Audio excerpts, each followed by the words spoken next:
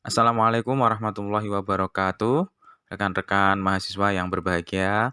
Pada kesempatan kali ini kita akan berdiskusi, kita akan belajar tentang kemahiran litigasi. Bersama saya Alfian Qadri Azizi. Selamat menyaksikan dengan seksama, semoga bermanfaat.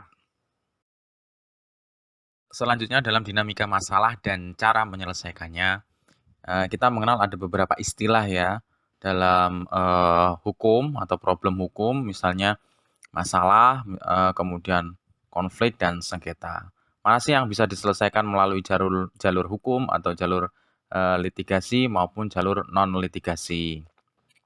Nah, pertama ada istilah masalah. Masalah menurut KBBI adalah sesuatu yang harus diselesaikan atau dipecahkan. Jadi ini bermakna umum ya, masalah bisa apa saja, yang penting itu dia harus segera diselesaikan atau dipecahkan. Bisa masalah hukum yang sifatnya akademis, misalnya penelitian ya terkait skripsi, tesis atau disertasi atau jurnal-jurnal dan sebagainya. Ada juga yang masalah mungkin sehari-hari, aktivitas sehari-hari yang teman-teman harus selesaikan dengan cepat, misal tugas-tugas perkuliahan dan sebagainya. Ini, apa namanya, istilah dari masalah atau problem, ya. Kalau problem hukum biasanya kita tahu ada, secara teoritis ada sesuatu yang bertentangan atau ada gap antara desain dan desolen. Desain itu, sesuatu dalam kenyataannya, desolen itu sesuatu yang dicita-citakan. What should be atau apa namanya, sesuatu yang harusnya itu tercapai, desain. Ya, apa yang dasolen tetapi, bertentangan dengan apa yang terjadi di masyarakat atau dasolennya, ya.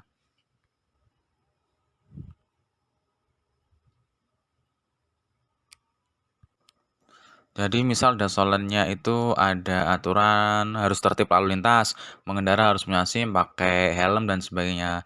Tapi desainnya ternyata dalam realitas masih banyak ada orang yang melanggar. Nah, ini bagaimana? Ini kan terjadi masalah atau problem hukum. Kemudian ada istilah lain yaitu konflik.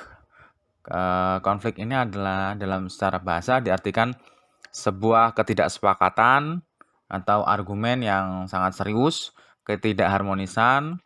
Nah, kondisi ketidakharmonisan ini, pertentangan ini biasanya terjadi antara orang, atau kepentingan, atau ide, prinsip, atau nilai-nilai. Biasanya, sifatnya itu konflik berkepanjangan. Dan, umum tidak bisa ditawar, bukan orang per orang ya, karena sifatnya itu susah sekali dilakukan tawar-menawar, dilakukan negosiasi, kemungkinan untuk menyelesaikan masalah ini sangat kecil atau sulit. Jika tidak segera diselesaikan, berkepanjangan, maka akan cenderung berubah menjadi kekerasan fisik atau perang. Biasanya konflik adat, konflik negara, konflik agama ya, dan macam-macam. Ya, akhir-akhir ini ya, misal konflik antara Taliban dengan pemerintah Afghanistan, konflik antara Palestina dan Israel ya, yang dimana sama-sama merebutkan Masjid Al-Aqsa, berlatar belakang agama. Ya, contoh lain konflik mungkin konflik antara serikat buruh dan apa namanya, pemilik modal misalnya. Ketika buruh di PHK, apa namanya, kemudian buruh tidak diberikan pesangon, nah ini kan bisa menjadi konflik antara buruh dan pemilik modal. Kemudian ada istilah lain juga yang disebut dengan sengketa atau dispute. Sengketa ini berarti ketidaksepakatan jangka pendek yang bisa diselesaikan. Sengketa dapat diselesaikan dengan mempertimbangkan dan mengevaluasi kepentingan para pihak terkait. Kemudian menentukan hak-haknya yang melalui solusi yang wajar. Dalam konteks hukum, sengketa diartikan sebagai perselisihan atas suatu hukum atau fakta, atau atas hak dan kewajiban, atas kepentingan umum tertentu antara dua pihak atau lebih. Maka selanjutnya sengketa mengacu pada ketidaksepakatan yang spesifik. Kalau konflik tadi meluas umum ya, bukan orang per orang, tapi kalau dispute atau kalau sengketa lebih spesifik, di mana masalah dapat diselesaikan dengan menerapkan hukum atau aturan yang relevan. Dengan demikian, dalam kasus sengketa, para pihak dapat memperdebatkan kasus mereka dan mencapai suatu bentuk penyelesaian. Sengketa bisa diselesaikan melalui jalur pengadilan atau melalui bentuk alternatif lain di luar pengadilan seperti arbitrase dan mediasi. Contoh sengketa adalah ketika seorang karyawan berusaha untuk menegakkan hak atau tuntutan tertentu terhadap majikannya. Klaim ini bisa terkait dengan jam kerja, lembur, atau cuti, ya, sengketa. Banyak juga contoh-contoh sengketa lain yang sifatnya keperdataan, misalnya sengketa harta gonogini, sengketa hak asuh anak, waris, wakaf, wasiat, dan sebagainya. Itu contoh-contoh sengketa yang sifatnya keperdataan. Ya, kemudian perbedaan konflik dengan sengketa. Secara ringkas, sengketa adalah perselisihan jangka pendek, sedangkan konflik perselisihannya jangka panjang. Konflik tidak seperti sengketa yang kalau konflik tidak dapat diselesaikan dengan mudah dan kemungkinan untuk menyelesaikannya sangat kecil. Sedangkan sengketa dapat diselesaikan melalui jalur yudisial atau dengan jalur lain. Ya, konflik ini mengacu pada masalah yang luas dan dalam area yang luas ini sengketa tertentu dapat muncul. Jadi bisa dikatakan sengketa dapat berasal dari konflik. Konflik itu lebih serius dan sensitif ya di alam dan sangat tidak stabil dalam hal penyelesaiannya. Ya, konflik itu bisa muncul dari sesuatu yang khusus dulu ya, dari sengketa orang per orang, kemudian meluas, nggak terselesaikan, akhirnya jadi konflik yang berskala besar. Next, cara menyelesaikan sengketa litigasi dan non-litigasi. Litigasi sendiri merupakan suatu istilah dalam hukum mengenai penyelesaian suatu sengketa yang dihadapi melalui jalur pengadilan. Jadi litigasi melalui jalur pengadilan, sedangkan non-litigasi berarti menyelesaikan masalah hukum di luar pengadilan. Jalur non-litigasi ini dikenal dengan penyelesaian sengketa alternatif atau alternative dispute resolution. Nah, nanti dalam materi kali ini atau seterusnya dalam satu semester kita akan fokus terhadap bagaimana cara kemahiran dalam menyelesaikan suatu sengketa di dalam persidangan. Sebagai pengantar, kita ketahui bahwa lingkungan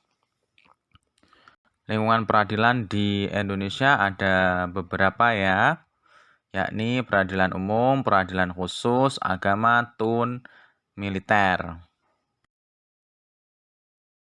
Ya, adapun peradilan umum, dasar hukumnya ada Undang-Undang Nomor 2 Tahun 86, Undang-Undang Nomor 8 Tahun 2004, Undang-Undang Nomor 49 Tahun 2009.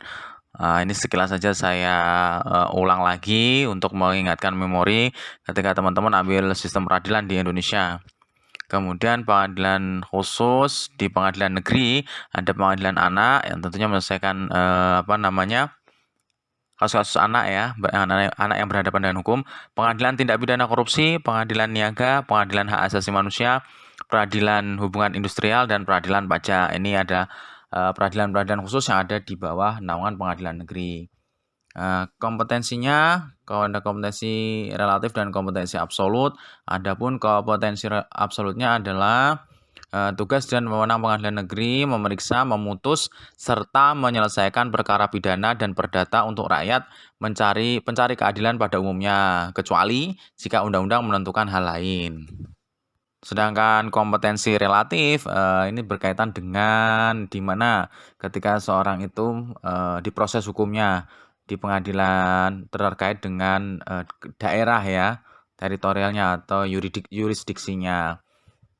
Apakah diselesaikan di salah satu kabupaten atau kota atau di tingkat pengadilan pertama, banding atau kasasi. Ini kompetensi relatif. Saya rasa mata kuliah hukum acara perdata sudah banyak mengulas tentang ini. Kemudian ada peradilan agama yang diatur oleh Undang-Undang Nomor 7 Tahun 89, Undang-Undang Nomor 3 Tahun 2006, Undang-Undang Nomor 50 Tahun 2006, atas perubahan Undang-Undang Nomor 7 Tahun 89. Adapun kompetensi absolut lembaga peradilan agama yaitu menyelesaikan sengketa keperdataan ya, keperdataan khususnya bagi mereka yang beragama Islam. Jadi bagi mereka yang berperkara dan beragama Islam. Kewenangannya terkait perkawinan, waris, wasiat, hibah, wakaf, zakat, infak, sedekah, dan ekonomi syariah. Selanjutnya ada peradilan militer, diatur dalam Undang-Undang nomor 31 tahun 1997 tentang peradilan militer. Adapun kewenangan peradilan militer adalah memeriksa, mengadili, dan memutus perkara tindak pidana militer terkait prajurit atau orang-orang yang disamakan dengan prajurit, anggota suatu golongan atau jawatan, atau badan yang dipersamakan dianggap sebagai prajurit. Nah, kemudian memeriksa, memutus, menyelesaikan sengketa tata usaha angkatan bersenjata, dan juga menggabungkan perkara gugatan ganti rugi dalam perkara pidana yang bersangkutan atas permintaan dari pihak yang dirugikan sebagai akibat yang ditimbulkan oleh tindak pidana yang menjadi dasar dakwaan dan sekaligus memutus kedua perkara tersebut dalam satu putusan.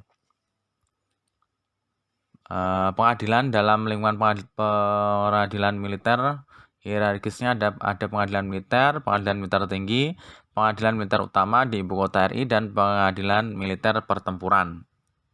Selanjutnya ada peradilan tata usaha negara yang diatur dalam Undang-Undang nomor 5 tahun 86, kemudian Undang-Undang nomor 9 tahun 2004. Yang diputus dalam pengadilan tata usaha adalah sengketa tata usaha negara yang timbul dalam bidang tata usaha negara antara orang atau badan hukum perdata dengan badan atau pejabat tata usaha negara baik di pusat maupun di daerah. Karena apa? Karena sebagai akibat telah dikeluarkannya keputusan tata usaha negara termasuk sengketa kepegawaian berdasarkan peraturan perundang-undangan. Jadi ini terkait dengan pejabat ya, pejabat pemerintahan baik di tingkat daerah maupun di tingkat pusat yang itu merugikan, keputusannya merugikan bagi orang per orang atau badan, sehingga kalau melakukan gugatan atau keberatan atau merasa tidak adil, tidak puas, harus ke peradilan tata usaha negara karena terkait dengan keputusan-keputusan pemerintahan ya. Selanjutnya terkait dengan asas-asas hukum acara perdata, yang pertama adalah hakim bersifat menunggu ya. Ya, ini berarti inisiatif untuk mengajukan gugatan sepenuhnya diserahkan kepada pihak-pihak yang berkepentingan. Apakah nanti mereka akan mengajukan perkara tersebut, ya? Apakah akan ada proses atau tidak? Ya, ini kembali lagi kepada para pihak yang bersangkutan. Maka kalau tidak ada gugatan atau penuntutan, maka tidak ada hakim. Misal kedua orang sudah melakukan jual beli, kemudian yang satu tidak menyerahkan barangnya padahal uang sudah ditransfer.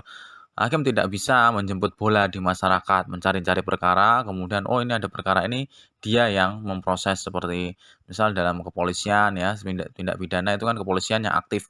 Kalau ada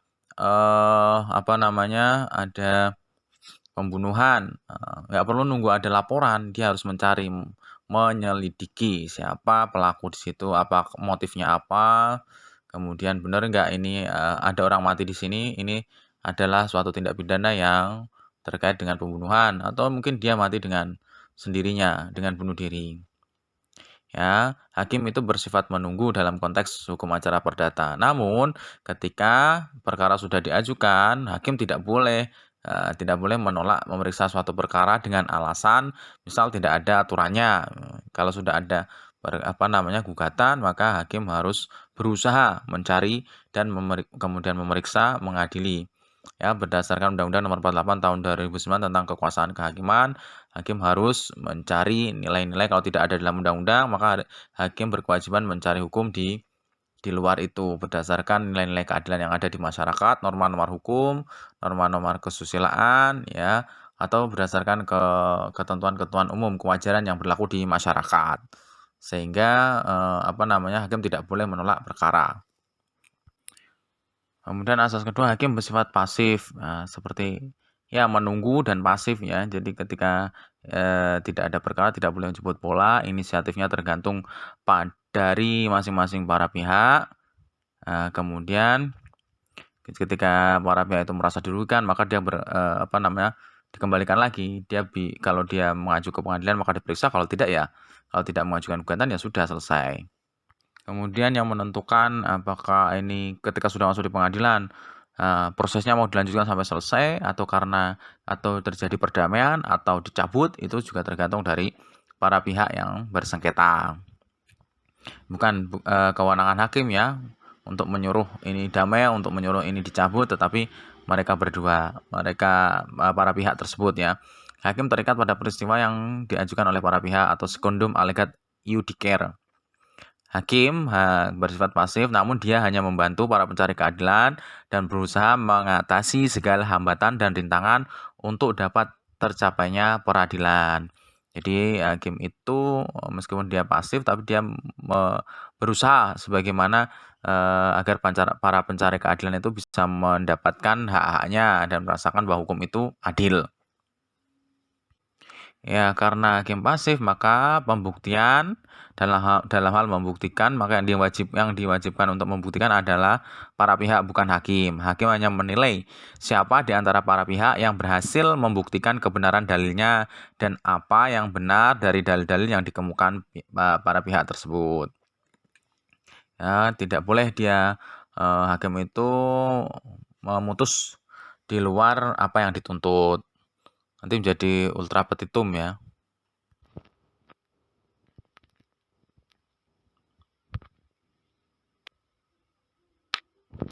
Atau ultra petita, melebihi apa yang dituntut. Kemudian di sisi lain, hakim harus bersifat aktif dalam konteks untuk memberikan arahan agar perkara itu cepat selesai, mudah, kemudian para pihak itu tidak terlunta-lunta, kemudian dia bisa mendapatkan hak-haknya sesuai dengan aturan hukum yang berlaku. Maka ketika hakim harus aktif sejak perkara dimasukkan pengadilan, memimpin sidang, melancarkan jalannya persidangan, membantu para pihak dalam mencari kebenaran, menjatuhkan putusan sampai dengan pelaksanaan putusannya atau eksekusi. Ya, dalam HR dan RBG karena tidak di dalam HR dan RBG tidak ada keharusan untuk menunjuk kuasa hukum. Seorang yang buta hukum atau tidak tahu mengenai prosedurnya, maka dia juga berhak menghadap sendiri ke muka pengadilan. Nah, disinilah tugas hakim untuk bersifat aktif dalam beracara ya. Pada saat penggugat mengajukan gugatannya, bahwa ketua pengadilan negeri berwenang memberi nasihat dan pertolongan waktu dimasukkannya gugatan tertulis baik kepada penggugat sendiri maupun kuasanya. Hal ini tidak berarti bahwa hakim memihak. Di sini hakim hanya menunjukkan bagaimana seharusnya bentuk dan isi sebuah surat gugatan. Selain itu, dalam sidang pemeriksaan perkara, hakim memimpin jalannya sidang agar dapat tercapai peradilan yang tertib dan lancar, sehingga asasnya peradilan cepat dapat tercapai. Ya, kemudian hakim juga wajib menambahkan dasar hukum yang tidak dikemukakan oleh para pihak dalam pelaksanaan putusan pengadilan atau eksekusi sebagaimana ditentukan dalam pasal 195. Ketua pengadilan memimpin jalannya eksekusi. Nah, ini sifatnya hakim bersifat aktif. Kalau tidak ada dasar hukumnya, maka dia juga berhak menambahkan dasar hukum yang dikemukakan oleh para pihak. Dalam menyelesaikan suatu perkara yang diajukan ke pengadilan, hakim wajib mengadili seluruh gugatan dan dilarang menjatuhkan putusan atas perkara yang tidak dituntut tadi, atau ultra petita. Ya, jadi meskipun hakim itu bersifat pasif, tapi itu sifatnya sebelum ada perkara. Tapi kalau sudah perkara sudah masuk, maka dia berusaha sedemikian rupa untuk menunjukkan, mengarahkan ya dengan fair kedua belah pihak agar jalannya persidangan sesuai dengan relnya ya, sesuai dengan aturan yang berlaku. Asas selanjutnya yakni sidang pemeriksaan di pengadilan terbuka untuk umum. Ini berarti bahwa setiap orang diperbolehkan menghadiri dan mendengarkan pemeriksaan perkara di persidangan. Siapa saja boleh masuk ya. Rekan-rekan mahasiswa mungkin kalau penasaran bagaimana sih jalannya persidangan, datang aja ke pengadilan negeri ya. Selama itu tidak dilarang, maka boleh menyaksikan jalannya persidangan. Nah, tujuannya adalah memberikan perlindungan hak-hak asasi manusia dalam bidang peradilan, serta menjamin objektivitas peradilan dengan mempertanggungjawabkan pemeriksaan. pemeriksaan yang fair, tidak memihak, serta putusan yang adil kepada masyarakat. Jadi selama terbuka kan masyarakat bisa melihat ya, memberikan social control apakah ini berjalan fair atau tidak. Nah, begitu juga dalam menjatuhkan atau mengeluarkan putusan hakim dalam sidang yang harus dinyatakan terbuka untuk umum ya putusannya. Kalau tidak terbuka untuk umum, maka putusan itu menjadi cacat hukum, tidak sah, tidak punya kekuatan hukum atau batal demi hukum. Namun, ya asas terbuka untuk umum ini bisa dikesampingkan apabila terkait dengan nilai-nilai kesusilaan, misalnya perceraian atau karena persidangan. Nah, pada awalnya dalam dua kasus itu, misalnya perceraian dan perzinahan, hakim membuka sidang terbuka untuk umum, namun dalam pemeriksaannya tertutup untuk umum. Setelah dibuka baru ditutup untuk umum. Asas selanjutnya adalah mendengar kedua belah pihak atau yang dikenal dengan audi et alteram partem ya. Jadi ketika jalannya persidangan, maka hakim harus bersifat tidak memihak atau imparsial, equality before the law ya. Keduanya diberi kesempatan untuk membuktikan di depan pengadilan. Mereka didengarkan alasannya, kemudian saksi-saksinya, bukti-buktinya ya diperhatikan, berhak atas perlakuan yang sama dan adil, serta masing-masing harus diberi kesempatan untuk memberikan pendapatnya. Tidak boleh hanya mendengarkan salah satu pihak saja, sedangkan yang lain tidak, untuk mengambil keputusan bahwa benar atau salah. Nah, namun dalam perkara tertentu mungkin ada ya sudah dipanggil secara patut 2 kali, tidak datang, maka bisa diputus dengan cara first strike. Nah, setidaknya kan dia sudah dipanggil ya secara patut. Ya, selanjutnya adalah asas putusan harus disertai alasan putusan yang harus memuat alasan-alasan tersebut dijadikan dasar untuk mengadili agar hakim mempunyai pertanggungjawaban dari putusannya kepada masyarakat, mempunyai tanggung jawab kepada para pihak, mempunyai tanggung jawab kepada pengadilan yang lebih tinggi, ya, kemudian memulai tanggung jawab kepada ilmu hukum sehingga mempunyai nilai yang objektif.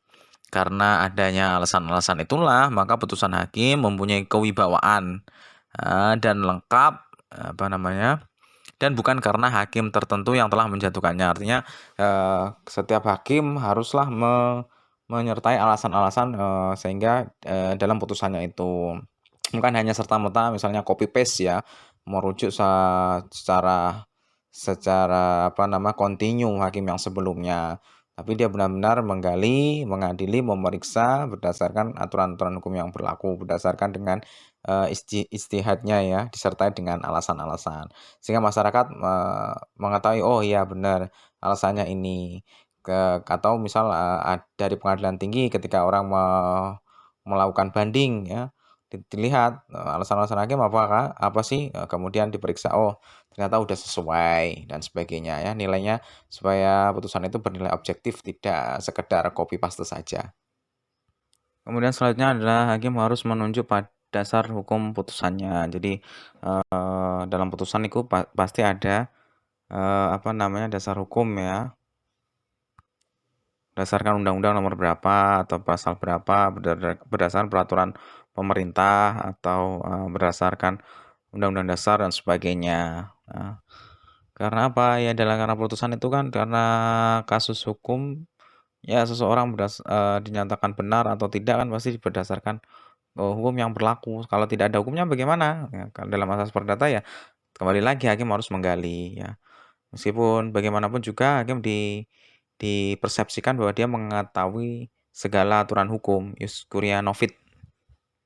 Ya, meskipun pada kenyataannya juga belum tentu hakim itu paham semua aturan hukum atau kasus-kasus yang terjadi di masyarakat. Namun, hakim berkewajiban untuk berusaha dengan sepenuh tenaga menentukan atau mempertimbangkan mana yang benar, mana yang salah, mana yang baik dan mana yang buruk ya. Dengan cara apa? Ya, hakim bisa meminta pertimbangan saksi ahli ya. Kalau dia misalnya tidak mengetahui adat istiadat suatu daerah, maka dia bisa memanggil kepala adat ya. Kalau mungkin itu berkaitan dengan agama atau norma-norma yang lain, mungkin dia bisa, memanggil pemuka agama. Yang terpenting, dalam satu putusan itu, mengambil putusan harus ada dasar hukumnya yang berlaku di Indonesia. Kemudian hakim harus memutus semua tuntutan. Jadi harus diperiksa satu persatu tuntutan yang diajukan ya. Misalnya penggugat mengajukan tuntutan menginginkan tergugat dihukum mengembalikan uang. Nah, kemudian tergugat dihukum membayar ganti rugi. Kemudian tergugat dihukum membayar bunga. Maka semuanya diperiksa tuntutan tersebut. Nah, tidak boleh satupun diabaikan. Mengenai apakah hakim akan menolak atau mengabulkan tuntutan tersebut, maka itu bukan problem utama ya, tergantung dari terbukti atau tidaknya hal-hal yang dituntut tersebut. Nah, meskipun hakim harus memutus semua tuntutan yang diajukan oleh penggugat dalam gugatannya, namun hakim tidak boleh memutus lebih atau lain ya daripada yang dituntut. Kemudian ada asas beracara dikenakan biaya. Ya, beracara dikenakan biaya karena ada keperluan-keperluan administratif ya, misal untuk pemanggilan, pembuatan dokumen dan sebagainya itu dikenai biaya. Namun bagaimana jika orang itu benar-benar tidak punya biaya, maka bisa beracara dengan cuma-cuma atau prodeo ya yang anggarannya disediakan oleh lembaga peradilan atau melalui lembaga-lembaga bantuan hukum yang sudah punya finding secara finansial secara mungkin swadaya atau dapat bantuan dari Kementerian Hukum dan HAM ya. Kemudian asas selanjutnya yang terakhir adalah tidak ada keharusan mewakili. Jadi sebagaimana saya ceritakan di atas bahwa semuanya kalau dalam pidana itu harus ada diwakili ya. Kalau di perdata nggak ada. Dia bisa datang sendiri ya, meskipun dia nggak tahu hukumnya, dia bisa mengajukan gugatan sendiri, tidak perlu diwakili oleh kuasa hukumnya. Tapi dalam kasus-kasus pidana yang dihukum dihukum 5 tahun atau lebih atau karena hukuman mati, diancam hukuman mati atau karena tidak mampu maka hakim boleh ya, karena dia tidak mampu, maksudnya tidak mampu bisa jadi tidak mampu secara finansial atau tidak mampu, tidak tahu ya, tidak bisa memahami prosedur hukumnya, maka hakim harus menunjuk kuasa hukum atau pengacara atau lawyer ya, atau kuasa yang mewakilinya. Selanjutnya asas-asas dalam hukum pidana, yaitu yang pertama adalah asas kebenaran material, bahwa pada pemeriksaan perkara pidana lebih mementingkan kepada penemuan kebenaran material, yakni kebenaran yang sungguh-sungguh sesuai dengan kenyataannya. Prinsip ini terlihat dalam proses persidangan bahwa walaupun pelaku sudah mengakui kesalahannya, namun belum cukup dijadikan alasan untuk menjatuhkan menjatuhkan hukuman.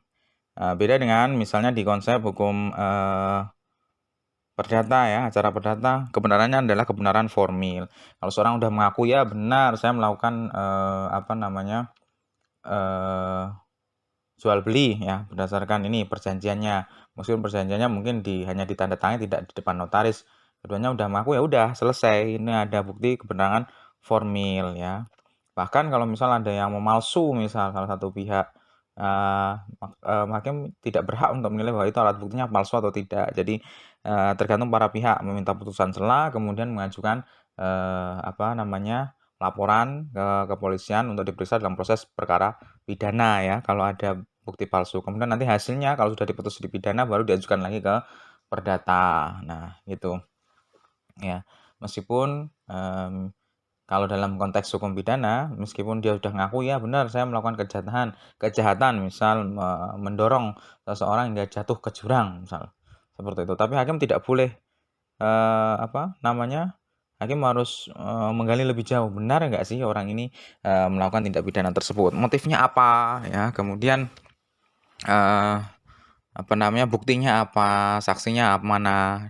Nah itu maka kebenarannya adalah kebenaran material atau kebenaran yang sifatnya substantif berdasarkan keyakinan hakim didasarkan oleh alat bukti. Selanjutnya asas peradilan cepat, sederhana, dan biaya murah. Peradilan cepat artinya dalam melaksanakan peradilan harus diharapkan dapat diselenggarakan sesederhana mungkin dan dalam waktu yang sesingkat-singkatnya. Kalau dia sederhana, maka dia bisa dilakukan cepat. Kalau dia berbelit-belit, ya akan semakin lama berarti akan cost-nya semakin tinggi, biayanya semakin mahal. Jadi diupayakan bahwa peradilan itu asasnya cepat, sederhana, dan biaya murah atau biaya ringan. Asas selanjutnya adalah asas praduga tak bersalah atau presumption of innocence ya. Asas ini sangat tenar sekali ya, sangat ngehits.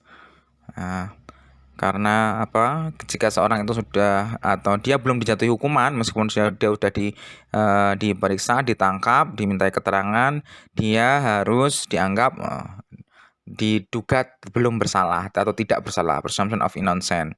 Ya, berdasarkan Undang-Undang Nomor 48 Tahun 2009 Pasal 8 yang menyatakan setiap orang yang disangka, ditangkap, dan dituntut dan dihadapkan di depan pengadilan wajib dianggap tidak bersalah sebelum ada putusan yang menyatakan kesalahannya dan telah memperoleh kekuatan hukum tetap, berkekuatan hukum. Ya. PHT berkekuatan hukum tetap. Contohnya aplikasinya gimana ketika seorang itu dihadirkan di muka persidangan, maka dia tidak diborgol. Nah, ini dalam arti menunjukkan bahwa dia diduga tak bersalah. Dia berhak untuk menjalani proses-proses persidangan, proses-proses hukum yang berlaku sampai dia diputus nanti, apakah bersalah atau tidak.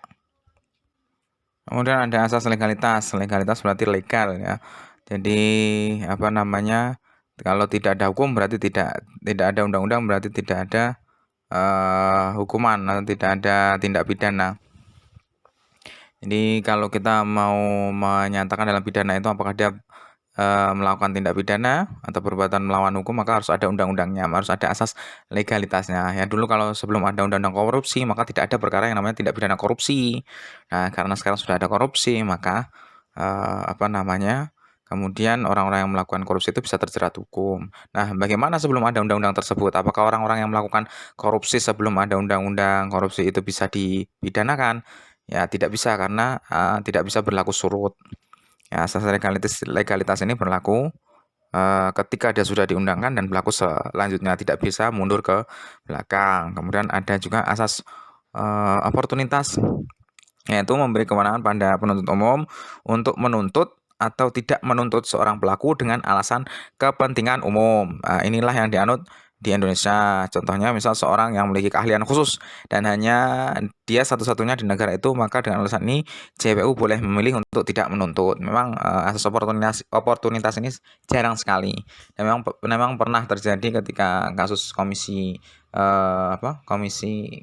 KPK ya. Komisioner KPK Pipit Samad siapa itu dulu namanya? Kasus Pipit Samadrianto dan Chandra Hamzah ya, yang pada saat itu menjabat komisioner KPK. Sangat ngehits ya, kasusnya sangat heboh sehingga masyarakat beranggapan bahwa ini yang terjadi kriminalisasi terhadap KPK, melemahkan fungsi KPK, sehingga perkaranya dideponering atau dikesampingkan, dihentikan. Nah, ini masuk dalam asas oportunitas. Alur prosedur perkara perdata di persidangan, yaitu pada sidang pertama hakim membuka sidang, kemudian kedua belah pihak, apakah para pihak itu hadir atau tidak. Kalau para pihak itu hadir, ya maka melanjutkan dengan mediasi. Namun kalau tidak hadir, maka hakim boleh memanggil sekali lagi. Nah, memanggil sekali lagi siapa? Misal yang tidak hadir penggugatnya ya, berarti penggugat sudah dipanggil 2 kali. Panggil 2 kali tetap tidak hadir. Kemudian kalau sudah dipanggil 2 kali tidak hadir, maka penggugat gugatannya dinyatakan gugur. Nah, mungkin karena dia berhalangan atau sebagainya. Nah, ketika gugur ini penggugat boleh mengajukan gugatan lagi. Nah, kalau sidang kedua dipanggil ternyata tergugat atau kuasa hukumnya tidak hadir, dia sudah dipanggil secara patut ya, maka diperiksa syarat-syarat formilnya. Jika syarat-syarat formil tidak terpenuhi, maka ini jatuh dengan first take, gugatan tidak dapat diterima karena syarat-syarat formilnya tidak terpenuhi, atau DNO ya, tidak dapat diterima. Nah, kemudian kalau syarat-syarat formilnya sudah terpenuhi, dilakukan pemeriksaan lagi, apakah gugatan beralasan menurut hukum, ya, diperiksa saksi-saksinya, ya, alat buktinya. Nah, kalau tidak beralasan meskipun syarat formilnya sudah dipenuhi, maka gugatannya ditolak atau tidak dikabulkan.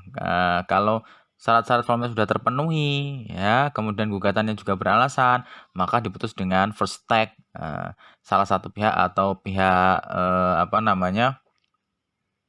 penggugatnya tergugatnya tidak hadir, gitu ya. Tergugatnya tidak hadir, diputus first take, gugatan seluruhnya. Jadi gugatannya bisa seluruhnya atau sebagian yang dikabulkan. Nah, itu. Nah, jika penggugatnya hadir terus tapi tergugatnya tidak hadir, maka diputus dengan first take. Yang bisa jadi gugatan dikabulkan seluruhnya atau hanya sebagian yang dikabulkan. Asalkan syarat formil dan beralasan dengan hukum sudah terpenuhi. Nah, kemudian kalau kedua belah pihak itu hadir, kemudian mediasi gagal, ya, atau mediasinya berhasil dulu lah. Kalau mediasinya berhasil, maka ada perjanjian damai, ya. Kalau mediasinya tidak berhasil, maka sidang akan dilanjutkan dengan agenda pembacaan tuntutan atau gugatan. Gugatan dan pemberian jawaban. Nah, kemudian misalnya ya, dibacakan gugatan penggugat, atau misalnya gugatan apa? Misalnya gugatan perceraian dari istri misal. Kemudian silakan mengajukan jawaban, ya. Pada saat mediasi sudah diberikan gugatannya, jadi sudah dibaca, bisa langsung melakukan jawaban. Kalau belum berarti bagaimana? Ditunda untuk sidang berikutnya. Kemudian habis jawaban, replik dari penggugat atau pemohon. Kemudian kalau udah replik dibacakan, kemudian ada duplik, ya. Setelah replik, duplik, ya, bisa jadi nanti ada replik atau reduplik kalau panjang, ya. Kalau enggak cukup replik dan duplik. Kemudian ada pemeriksaan para saksi, kemudian dari pemeriksaan para saksi dari tergugat, dan kemudian pemeriksaan saksi dari penggugat. Penggugat dulu, ya, pemeriksaan saksi penggugat, kemudian tergugat, kemudian alat bukti lain. Nah, kalau sidang perdata berarti kan ada alat bukti surat, pengakuan, persangkaan, sumpah, ya. Terus kemudian ada kesimpulan, kemudian ada putusan hakim. Nah, putusan hakim. Jadi putusan hakimnya ya sama sebenarnya, apakah mengabulkan seluruh gugatannya atau sebagian, atau tidak diterima atau ditolak, bisa saja terjadi seperti itu. Ya, syarat formilnya, syarat materialnya diperiksa. Alur sidang pidana, yang pertama dalam bacaan surat dakwaan dari jaksa, ya, kemudian ada eksepsi dari pihak terdakwa, kemudian ketika eksepsi ada putusan sela, apakah ini diterima atau tidak. Kemudian jika sidang pertama terdakwa tidak mempunyai penasihat hukum, maka majelis wajib menunjuk penasihat hukum bagi yang pertama adalah bagi terdakwa yang diancam pidana mati atau ancaman pidana 5 tahun atau lebih. Kedua, terdakwa yang tidak mampu. Sidang ditunda untuk penunjukan penasihat hukum jika sidang pertama tidak punya penasihat hukum. Nah, ketika eksepsi mungkin ditolak oleh majelis hakim, maka dilanjutkan oleh pembuktian, ya. Tahap pembuktian yaitu keterangan saksi, keterangan ahli, surat, baru keterangan dakwah. Bedanya di sini, ya, kalau di sidang perdata itu alat bukti setelah jawab jinawab, tapi kalau di sidang pidana justru malah didahulukan, ya. Baru setelah pembuktian ada tuntutan apa, jasad kan mendakwa, ya. Setelah memeriksa berarti dia dituntut apa, rekuisitornya apa.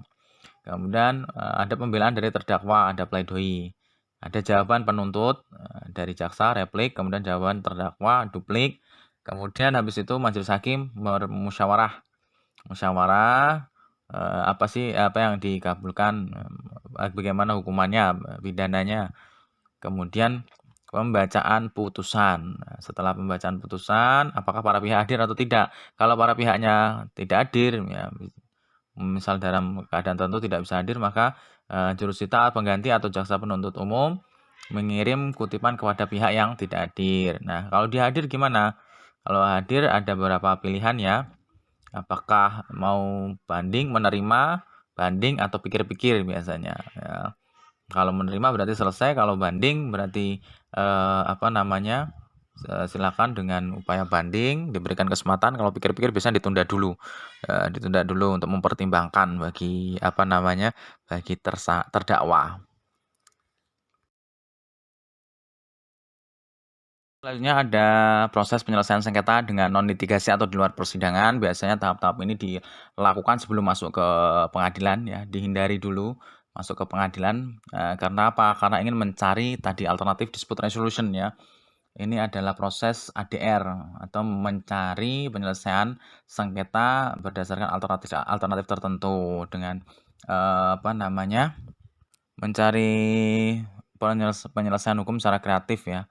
Mungkin dengan cara win-win solution ya, sehingga kedua belah pihak merasa lebih lebih bisa ketemu jalan tengah, lebih bisa merasa sama-sama adil gitu ya. Dengan cara misal konsultasi ya. Konsultasi meminta saran kepada konsultan, jadi hanya saran saja, kemudian nanti dikembalikan kepada para pihak untuk bisa atau bersedia atau tidak melaksanakan saran-saran dari konsultan itu. Kemudian negosiasi melalui negosiator, melakukan tawar-menawar ya, misalnya klien meminta agar hak-haknya dipenuhi, seorang negosiator berusaha ya, kemudian berusaha untuk hak-haknya itu diberikan oleh pihak yang lainnya. Kemudian ada mediasi. Mediasi atau perdamaian atau jalan tengah biasanya dilakukan oleh mediator. Jadi sikapnya seorang mediator ini tidak memihak salah satu pihak yang berperkara, tapi dia menjadi penengah dua-duanya ya, dua-duanya dicarikan jalan yang terbaik. Kemudian ada konsiliasi. Ya, konsiliasi oleh konsiliator ya, perundingan untuk mencapai mufakat. Upaya rekonsiliasi misalnya kan seperti itu ada. Jadi misal ada konflik yang berkepanjangan salah satu negara ya, blok barat atau blok timur ya. Kemudian itu dilakukan rekonsiliasi. Misal ada negara yang melakukan uji nuklir atau uji senjata uji senjata angkatan bersenjata, uji senjata militernya misalnya, agar tidak melakukan di satu tempat itu, agar tidak mengancam. Jadi ada upaya-upaya rekonsiliasi, biasanya dituangkan dalam perjanjian. Kemudian ada penilaian ahli ya. Jika ada beberapa pihak yang bermasalah, dia minta pendapat ahli terkait masalah hukum yang dihadapi. Nah, sehingga mungkin kedua belah pihak tidak perlu masuk ke lebih jauh ke ranah pidana, yang penting bisa diselesaikan secara kekeluargaan ya, dan justru itu lebih cepat selesai.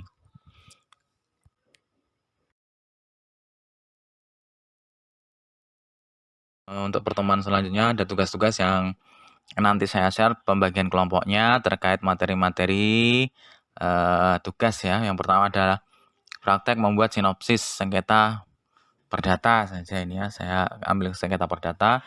Kemudian ada praktek menyusun surat kuasa, praktek membuat gugatan atau permohonan, jawaban, atau juga bisa disertai dengan konvensi, kemudian menyusun replik dan eksepsi, atau replik dengan rekonvensi ya, tiga-tiganya juga bisa disusun dalam satu surat ya. Kemudian menyusun duplik, kemudian menyusun kesimpulan, menyusun putusan, kemudian ada kelompok juga yang nanti saya harapkan membuat video praktik simulasi sidang perdata agama ya. Jadi untuk kelompok selanjutnya, kelompok pertama silahkan membuat sinopsis. Sinopsis itu ringkasan cerita ya, perkara apa? Perkara perdata agama, yaitu gugatan yang paling gampang aja, gugatan perceraian ya. Gugatan perceraian yang diajukan oleh suami dan istri. Jadi satu kelompok dibagi dua tugas. Nah, silakan dibagi orangnya. Kalau tidak salah ada 5 orang ya. Satu kelompok itu mungkin 2 orang membuat gugatan perceraian dari istri, kemudian atau yang 2 lagi membuat gugatan atau permohonan cerai talak dari suami. Kemudian kelompok selanjutnya, kelompok 2 menyusun surat kuasa ya. Jadi gugatan itu diajukan di kuasa hukum, kemudian kelompok selanjutnya membuat gugatan atau permohonannya. Kemudian kelompok selanjutnya menyusun jawaban atau konvensinya. Ini runtut ya. Runtut dari sinopsis, kemudian dikembangkan jadi surat kuasa, jadi gugatan atau permohonan, jadi jawaban, replik, eksepsi, duplik, kesimpulan, ya menyusun kesimpulan, kemudian menyusun putusan. Nah, karena teknik-tekniknya menyusun putusan, kemudian simulasi sidang perkara perdata. Nah, ini saya harapkan teman-teman bisa menyelesaikannya. Kemudian nanti saya berikan upload link ya, untuk di-upload di mana, di drive yang saya sediakan agar tugas-tugas itu tidak berserakan, nggak hilang gitu, begitu saja. Nah, nanti saya berikan evaluasi, masukan, apa saja yang menjadi kekurangan atau apa saja yang menjadi mana saja yang sudah benar sesuai dengan prinsip-prinsip dari surat-surat tersebut. Mungkin itu saja dari saya. Saya ucapkan selamat belajar ya. Rekan-rekan selamat mengerjakan tugasnya. Semoga bermanfaat. Kita lanjut dengan diskusi seterusnya, diskusi intens. Terima kasih. Assalamualaikum warahmatullahi wabarakatuh.